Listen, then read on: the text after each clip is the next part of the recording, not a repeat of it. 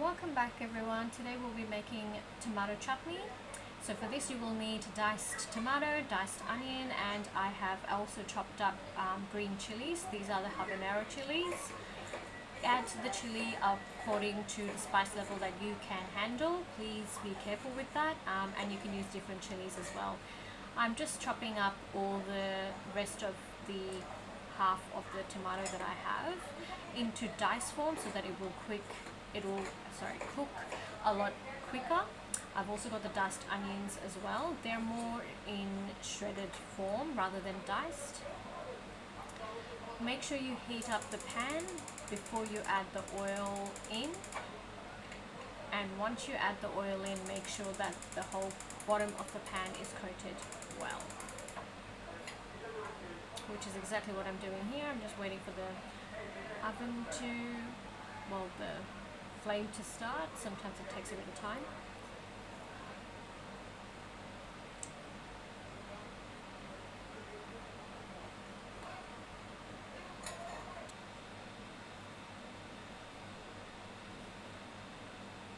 Once the oil has heated up, now onion has been added. Now I'm just sauteing the onion, adding crushed garlic, and I will be also adding crushed ginger paste, as you can see, and these you can buy from the stores or ready-made, or you can make them yourself. I've just used the ones that are found in the stores in jars. Once you have added them up, mix it well and saute a little bit more so that you can sort of see the oil separating slightly. Once that happens, then you can add the other ingredients. Now I'm going to just saute and then use turmeric, and also we're going to mix the turmeric in just so that it coats the onions.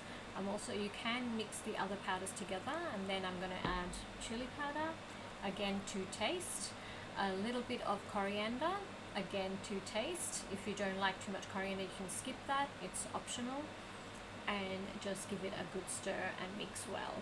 We are also going to add a little bit of water so that it mixes well and we can cook it a little bit more. You don't want the powders to taste powdery when you've made the chutney, because then it just seems like you've just sprinkled the powder on top. We want to avoid that.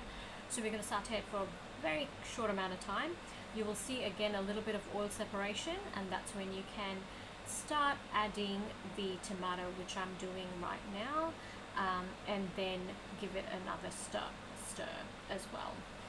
This is where I would also, after mixing it, I would also add salt. Please add salt to taste. Some people have a little bit of salt, some people have more, so up to you how you want to do that. And then what we'll do is give it we'll add the chilies that I showed before. I will show them again. So I've got some habaneros, and I've also got some green chili, as you can see. So that's quite spicy. The other ones that I've got, they were from the supermarket. They're not as as spicy as the ones that are small. So I've used more of the bigger ones because that just gives it that nice color. Just on the red, it looks really pretty, and it's actually not that spicy, so that's great. Yes, as I've said, please do taste and add whatever else you need. Needed a little bit more salt, so you can taste it as you go, so that always helps. Then we'll be adding the chilies shortly, and that will just give it the spice that we want to cook it in. We want to then cover the tomato chutney with the lid and let it cook through for the tomato to boil and all the flavor to go through. It will release a little bit of water, and if you can stir in between, that will be great. The water can then be reduced once the tomato has been cooked in properly according to the thickness that you would like.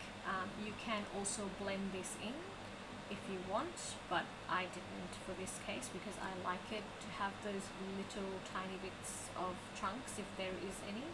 We've also added the chilies, so this will now just cook through and give the flavors of those chilies as well. As I've said before, these chilies, they're not actually that spicy. The little one that I had, I'm not too sure what they're called, but those ones were the spicy ones. The other big ones, they weren't very spicy, and they can be found anywhere. They are more for decorative purposes, but they still give it a nice flavor. All you do is just simmer it. So you can see here a lot of water is coming out. Just simmer it, and if you like it a little bit watery, do remember that once it's cooled down it's going to thicken up. I'm actually going to evaporate a lot of the water here, and as I've said before, just make sure you taste along the way to make any adjustments that you need to while it's cooking. The chilies, after I've tasted it, because I think that's pretty good, I'm adding the chilies last just because I want the spice to go in and a bit nicely, and I didn't want to put too much at the start, just tasting as I went, and thought that okay, I can put a little bit more according to the spice that people can handle. So that's about it, and you can just let it simmer, mix every now and then so it doesn't stick to the bottom, and that's about it. Okay. It is a very quick and easy recipe. I hope you all like it, and try it and let me know in the comments how it went or how much you like it. We do have this with rice. You can have it with rice, you can have it with parathas, along with maybe vegetables.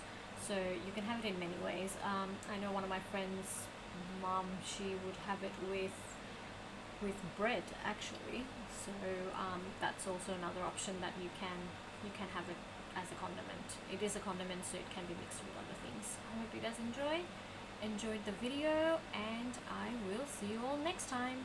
Take care. Bye.